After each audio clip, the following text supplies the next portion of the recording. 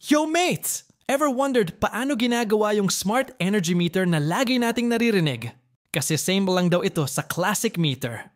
So, let's break it down real quick. Una, may design phase muna. Dito inaayos kung ano yung kayang i-measure, voltage, current, power usage. Plus, kung connected ba siya sa Wi-Fi or Bluetooth para legit smart. Next, ginagawa yung circuit board. Ito yung utak ng meter. Dito nilalagay yung microcontroller, sensors, at chips na nagbabasa ng kuryente. Parang IRL motherboard, pero mini version. Then, sensors time.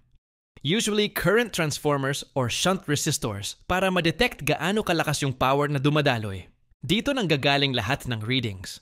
After that, sinasaksak lahat sa firmware, aka yung software inside.